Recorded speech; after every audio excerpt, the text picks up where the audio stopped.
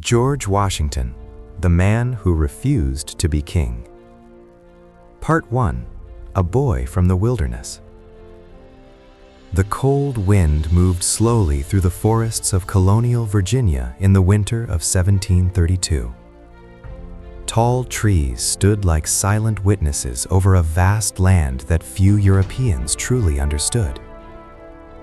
In a small plantation house near the banks of Pope's Creek, a child was born who would eventually change the fate of a continent.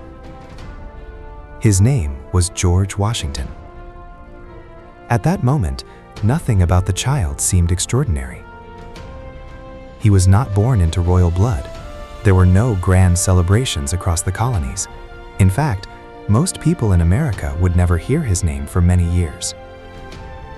But history has a strange way of hiding its greatest stories at the beginning.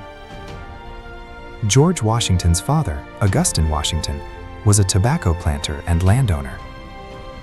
Like many colonial families, the Washingtons lived a life that balanced between modest wealth and constant uncertainty. Land meant opportunity, but it also meant hard work, risk, and survival. George's mother, Mary Ball Washington, was a strong and disciplined woman.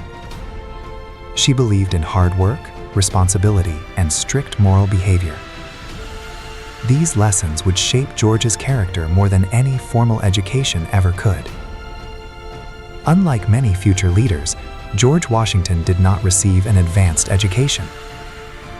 He never attended a European university. Instead, he learned through experience, observation, and relentless self-discipline. The forests of Virginia became his classroom. By the age of 16, young Washington had already begun working as a land surveyor. Armed with only simple instruments, he traveled through dense wilderness, mapping unknown lands. These expeditions were dangerous. The American frontier was wild and unpredictable. There were rivers that could swallow a man in seconds. There were harsh winters that could freeze travelers overnight. And there were political tensions growing quietly between European powers fighting for control of North America. But these journeys gave Washington something priceless. They taught him leadership. They taught him patience. And most importantly, they taught him how fragile human plans could be against the forces of nature. Few people at the time realized that this young surveyor would soon become one of the most important military leaders in the history of America. Because a storm was coming. And that storm would be called war. Part 2. The first taste of war. By the early 1750s, North America had become the center of a global rivalry. Two powerful empires, Great Britain and France, were fighting for control of vast territories across the continent. The conflict would eventually become known as the French and Indian War. At only 21 years old, George Washington found himself stepping into a world far more dangerous than surveying land. In 1753, the governor of Virginia gave Washington an incredibly risky mission. He was ordered to travel deep into the Ohio Valley and deliver a message to French commanders demanding they leave territory claimed by Britain. It was a journey of nearly 500 miles through winter wilderness. Snowstorms, freezing rivers, and hostile territory surrounded him. Yet, Washington completed the mission with remarkable determination. Though the French refused to leave, Washington's courage impressed many leaders in Virginia. Soon after, Washington was placed in command of colonial troops. This responsibility would change his life forever. In 1754, Washington led a small force into the Ohio Valley where tensions exploded into violence. A skirmish with French soldiers resulted in the death of a French officer. That moment triggered the opening shots of the French and Indian War. Washington quickly realized that war was far more brutal than anything he had imagined. In one early battle, his troops built a crude defensive structure called Fort Necessity. But the fort was poorly positioned in a meadow surrounded by higher ground. When French forces attacked, Washington's troops were trapped. Rain poured down relentlessly. Gunpowder became wet. Morale collapsed. Eventually, Washington was forced to surrender. For many young officers, such a defeat would have destroyed their careers. But for Washington, the experience became a powerful lesson. He studied every mistake. He learned from every failure. And over the coming years, Washington gained the reputation of a fearless leader who remained calm even under deadly fire. In one famous battle, 2 horses were shot out from under him. Bullets tore through his coat. Yet Washington walked away without a single wound. Many soldiers began to believe something extraordinary protected him. Some even said fate itself had chosen him. But Washington himself never spoke of destiny. He simply continued to learn. Because a much larger war was approaching, and it would decide the future of America itself. Part 3. The Road to Revolution. By the 1760s, the American colonies were changing. The British Empire had won the French and Indian War, gaining massive territories in North America, but victory came with a heavy cost. Britain had enormous war debts, and the British government believed the American colonies should help pay for it. So Parliament began introducing taxes on the colonies. One of the most controversial was the Stamp Act, which required colonists to pay taxes on printed materials such as newspapers and legal documents. Colonists were furious. They argued that they had no representation in the British Parliament. Their protest became famous through a simple phrase: no taxation without representation.